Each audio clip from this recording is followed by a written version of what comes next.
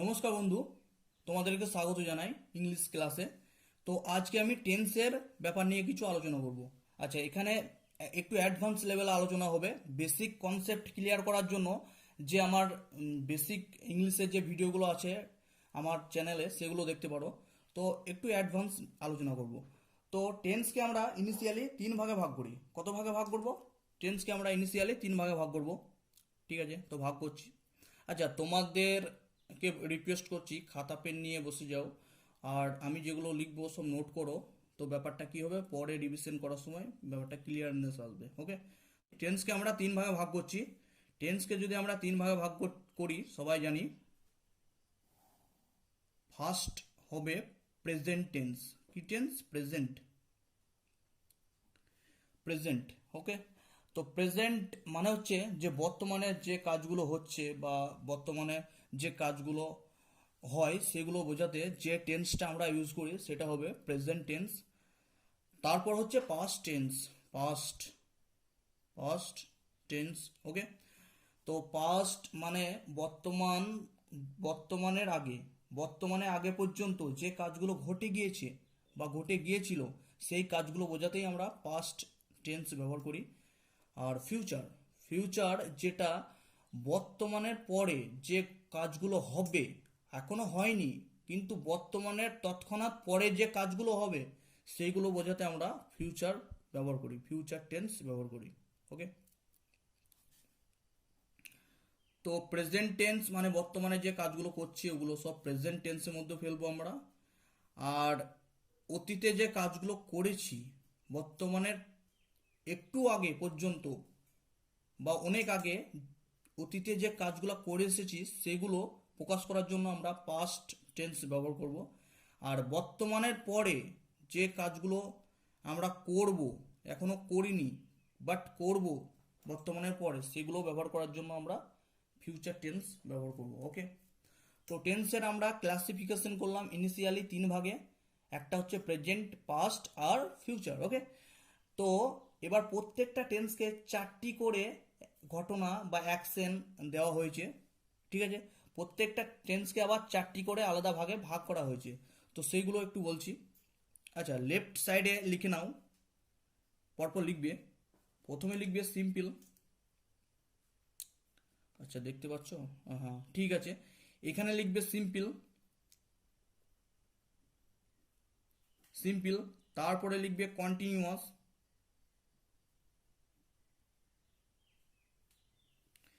তারপরে লিখবে পারফেক্ট। সব থেকে নিচে লিখবে পারফেক্ট কন্টিনিউয়াস। Perfect continuous.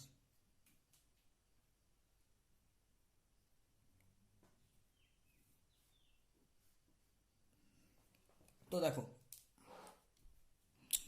এখানে দেখতে পাচ্ছ প্রেজেন্ট সিম্পল মানে সিম্পল প্রেজেন্ট বা প্রেজেন্ট ইনডিফাইনাইট। সিম্পল মানে হচ্ছে ইনডিফাইনাইট। ওকে, তো সিম্পল প্রেজেন্ট বা প্রেজেন্ট ইনডিফাইনাইট একটা tense. Present continuous, present perfect, present perfect continuous. তাহলে চারটে টেন্স হয়ে গেল। ঠিক আছে, তাহলে কতগুলো টেন্স হয়ে গেল? প্রেজেন্ট দিয়ে চারটে। ওকে, প্রেজেন্ট দিয়ে হয়ে গেল চারটে। পাস্ট ইনডিফাইনাইট বা simple past, past continuous, past perfect, past perfect continuous. হয়ে গেল কতগুলো টেন্স? চারটে। ঠিক আছে, সিম্পল ফিউচার বা ফিউচার ইনডিফাইনাইট। ঠিক আছে, এখানে সিম্পল মানে হচ্ছে ইনডিফাইনাইট। ওকে, তো সিম্পল ফিউচার বা future indefinite, future continuous, future perfect, future perfect continuous. এখানেও চারটে টেন্স। টোটাল কতগুলো টেন্স? 12টা। টোটাল আমরা 12টা টেন্সের স্ট্রাকচার সম্বন্ধে আজকে জানবো। ওকে, তো প্রেজেন্ট ইনডিফাইনাইটে গঠনটা কি হবে? প্রেজেন্ট ইনডিফাইনাইটে গঠন হবে, আচ্ছা আমি লাইন ওয়াইজ লিখে দিচ্ছি, ও রো বরাবর লিখছি। ঠিক আছে, তো প্রেজেন্ট ইনডিফাইনাইট টেন্সের গঠন হবে সাবজেক্ট প্লাস ভার্বের first form. First form of verb, subject plus ভার্বের ফার্স্ট ফর্ম অফ ভার্ব। ওকে, ভার্বের ফার্স্ট ফর্ম হতে পারে, আবার ভার্বের যে পঞ্চমতম ফর্ম আছে যেটা ভি প্লাস এস বা ইএস, ঠিক আছে, ওটাও হতে পারে। আচ্ছা, যেখানে ভার্বের শেষে এস বা ইএস কোন রিজনে মানে অ্যাড হয় আমাদের। তো ভার্বের শেষে এস বা ইএস একটা কারণে অ্যাড হয়, সেটা হচ্ছে সাবজেক্ট যদি থার্ড পারসন সিঙ্গুলার নাম্বার হয় তাহলে ভার্বের শেষে এস বা ইএস যোগ হয়। ওকে, তাহলে সিম্পল প্রেজেন্টে গঠন কি হলো? Subject plus V one. আচ্ছা, ভি ওয়ান বা ভি ফাইভ, ভি ওয়ান বা ভি ফাইভ। আচ্ছা, ভি ফাইভের গঠন সবাই জানো, এটা ভার্বের শেষে এস বা ইএস যোগ হয়। ওকে, হয়ে গেল। এবার দেখো, এবার যে সিম্পল পাস্ট, ঠিক আছে, সিম্পল পাস্ট সেটা হয় সাবজেক্ট প্লাস ভি টু। কি হয়? Subject plus V two. মানে কি, সাবজেক্টের সঙ্গে ভার্বের সেকেন্ড ফর্ম যদি হয় সেক্ষেত্রেই সিম্পল পাস্ট হবে। ওকে, তো সিম্পল পাস্টের গঠন কি হলো? Subject plus V two. Simple future, এখানে সাবজেক্ট প্লাস উইল বা shall plus V one. Okay, subject plus will বা শ্যাল ভি ওয়ান, এটা হচ্ছে সিম্পল ফিউচারের গঠন। ওকে, তো এবার কন্টিনিউয়াসে আসি। প্রেজেন্ট কন্টিনিউয়াসের গঠন কি হবে? সাবজেক্ট প্লাস এম, ইজ, আর, তিনটে বি ভার্বের মধ্যে হবে, যে কোনো একটি হবে সাবজেক্টের সঙ্গে। সিঙ্গুলার হলে হবে এম আর ইজ, সাবজেক্ট যদি সিঙ্গুলার হয় তাহলে হবে এম আর ইজ, আর সাবজেক্ট যদি প্লুরাল হয় তাহলে আর নেবে। ওকে, প্লাস ভার্বের শেষে কি যোগ হবে?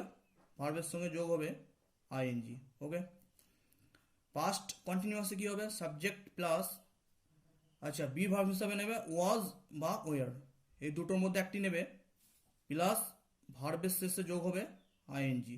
ওকে, আচ্ছা, একটা জিনিস লক্ষ্য করবে, এখানে সাবজেক্ট যদি সিঙ্গুলার হয় তাহলে ওয়াজ হবে, সাবজেক্ট যদি প্লুরাল হয় তাহলে ওয়ার হবে। ওকে, আর ফিউচার কন্টিনিউয়াসে কি হবে? সাবজেক্ট প্লাস উইল বা শ্যাল, দুটোর মধ্যে একটা হবে, প্লাস বি হবে, আর ভার্বের শেষে আইএনজি যোগ হবে। তাহলে এখানে একটা জিনিস লক্ষ্য করো, ফিউচারের সঙ্গে পাস্ট বা প্রেজেন্টের ফিউচারের একটা কিওয়ার্ড যোগ হলো, সেটা হচ্ছে বি। ঠিক আছে, ফিউচারের শ্যাল বা উইলকে আইএনজি ফর্মের সঙ্গে কানেক্ট করার জন্য একটা কি অ্যাড হলো, কিওয়ার্ড অ্যাড হলো, সেটা হচ্ছে বি, এটা মনে রাখবে। ওকে, তারপর প্রেজেন্ট পারফেক্ট টেন্সের গঠনটা দেখো। প্রেজেন্ট পারফেক্ট টেন্সের গঠন হবে সাবজেক্ট প্লাস হ্যাজ বা হ্যাভ, হ্যাজ বা হ্যাভ প্লাস ভার্বের শেষে আইএনজি। আচ্ছা, এখানে একটা জিনিস লক্ষ্য করো, এখানে সাবজেক্ট যদি সিঙ্গুলার হয় তাহলে হ্যাজ হবে, সাবজেক্ট যদি প্লুরাল হয় তাহলে হ্যাভ হবে। ওকে, তারপর পাস্ট পারফেক্ট টেন্সের গঠন, এটা হবে সাবজেক্ট প্লাস হ্যাড প্লাস ভার্বের থার্ড ফর্ম, ভার্বের থার্ড ফর্ম। ওকে, আচ্ছা সরি, একটা জিনিস ভুল হয়ে গিয়েছে, যে প্রেজেন্ট পারফেক্ট টেন্সে এটা ভার্বের শেষে আইএনজি যোগ হবে না, এটা কি হবে? ভার্বের থার্ড ফর্ম হবে। অল টাইম ভার্বের কি ফর্ম হবে? থার্ড ফর্ম হবে। অল টাইম ভার্বের থার্ড ফর্ম হবে। ওকে, তো একটু মিস্টেকটা একটু কনসিডার করে দিও, যে পারফেক্ট টেন্সে অল টাইম হ্যাভ বা হ্যাজের পর কি হবে? ভার্বের থার্ড ফর্ম হবে। ওকে, এটা ক্লিয়ার করে নাও। প্রেজেন্ট পারফেক্ট টেন্সে কি হবে? Subject plus has have plus ভার্বের শেষে থার্ড ফর্ম। ওকে, বা ভার্বের থার্ড ফর্ম। ওকে, তো পাস্ট পারফেক্ট হয়ে গেল। এবার ফিউচার পারফেক্ট, ফিউচার পারফেক্ট কি হবে? Subject plus, subject plus will বা শ্যাল প্লাস কি হবে? হ্যাভ প্লাস ভার্বের কি কোন ফর্ম হবে? পারফেক্ট হলে ভার্বের থার্ড ফর্ম হবে। কোন ফর্ম হবে?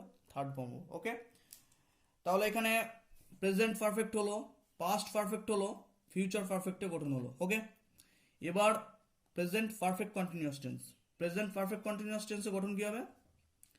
সাবজেক্ট প্লাস হ্যাজ হ্যাভ, দুটোর মধ্যে একটা, প্লাস বিন প্লাস ভার্বের শেষে আইএনজি যোগ, ভার্বের শেষে কি যোগ? আইএনজি যোগ। ওকে, পাস্ট পারফেক্ট কন্টিনিউয়াস টেন্সের গঠন কি হবে? সাবজেক্ট প্লাস হ্যাড হয়ে যাবে, এখানে পাস্ট বলে হ্যাড হয়ে যাবে, প্লাস বিন প্লাস ভার্বের শেষে কি যোগ? আইএনজি যোগ। ওকে, সেইভাবে ফিউচার পারফেক্ট কন্টিনিউয়াস টেন্সের গঠন কি হবে? সাবজেক্ট প্লাস উইল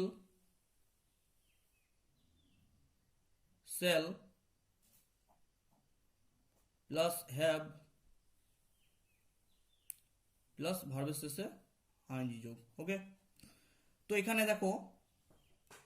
দেখো 12টি টেন্সের গঠন সম্বন্ধে আমি আলোচনা করে দিলাম। ঠিক আছে, প্রেজেন্ট সিম্পল প্রেজেন্টের গঠন সাবজেক্ট প্লাস V1 বা V5, সিম্পল পাস্টের গঠন সাবজেক্ট প্লাস V2, সিম্পল ফিউচারের গঠন হচ্ছে সাবজেক্ট প্লাস শ্যাল বা will plus V1, present continuous টেন্সের গঠন হচ্ছে subject plus am is are ভার্বের শেষে আইএনজি যোগ, পাস্ট কন্টিনিউয়াস টেন্সে সাবজেক্ট প্লাস ওয়াজ ওয়ার ভার্বের শেষে আইএনজি যোগ, ফিউচার কন্টিনিউয়াস টেন্সে সাবজেক্ট প্লাস উইল শ্যাল কন্টিনিউয়াসের সঙ্গে একটা বি কিওয়ার্ড যুক্ত, আবার প্রেজেন্ট পারফেক্ট টেন্সে সাবজেক্ট প্লাস হ্যাজ হ্যাভ আর ভার্বের third form. Okay, past perfect টেন্সে সাবজেক্ট প্লাস হ্যাড প্লাস ভার্বের থার্ড ফর্ম, ফিউচার পারফেক্টের subject plus will shall have plus ভার্বের third form, present perfect continuous টেন্সে subject plus has have been plus ভার্বের শেষে ING যোগ, পাস্ট পারফেক্ট কন্টিনিউয়াস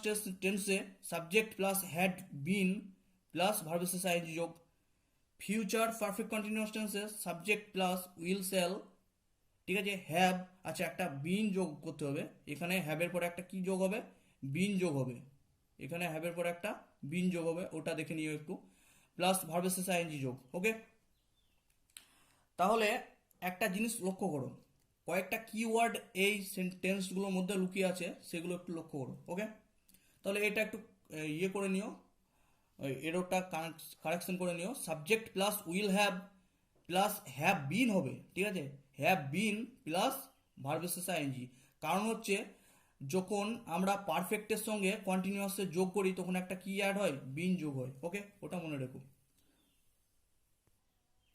আচ্ছা, এখানে কিছু কথা নোট করে লিখে নাও, তাতে তোমাদের টেন্স বুঝতেও সুবিধা হবে। ওকে, একটু নোট করে লিখে নাও, নিচে নোট বলে লিখে নাও। তো নোটটা কি হবে, 1 নম্বর যে প্রেজেন্টের হেল্পিং ভার্ব,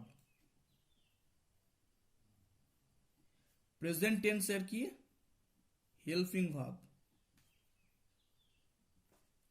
কি কি হবে, একটা হচ্ছে বি ভার্ব, একটা হচ্ছে হ্যাভ ভার্ব।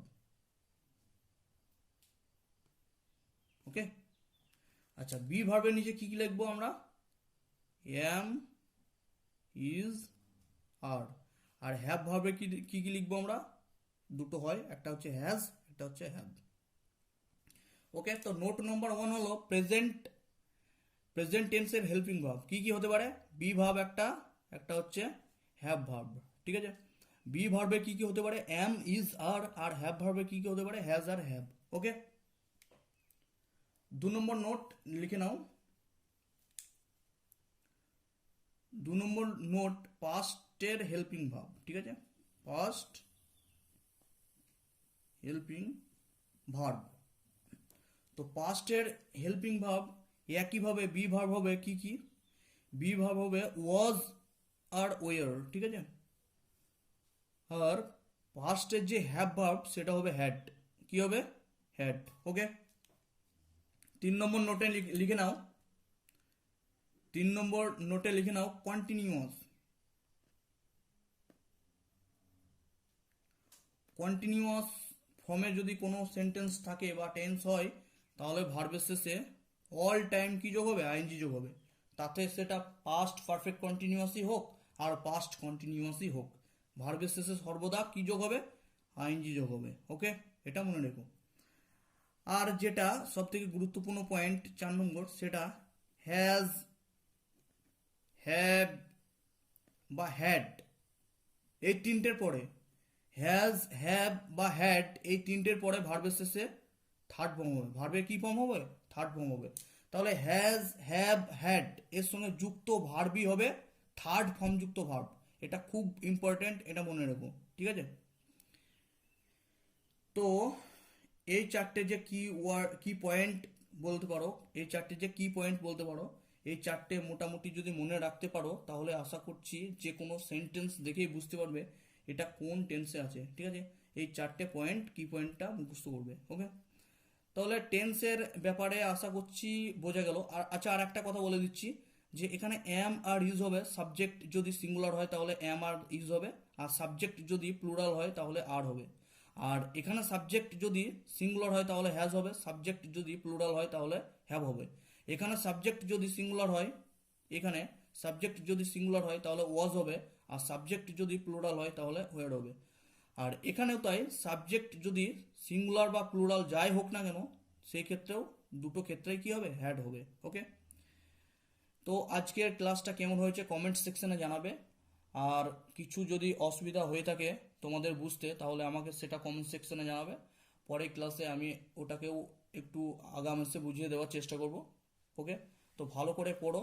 আর কিছু ভিডিও আমার চ্যানেলে আপলোড আছে টেন্স সম্পর্কিত, সেটা তুমি দেখে নাও, তাহলে আশা করছি টেন্সের ব্যাপারে অনেকটাই কনফিউশন ক্লিয়ার হয়ে যাবে।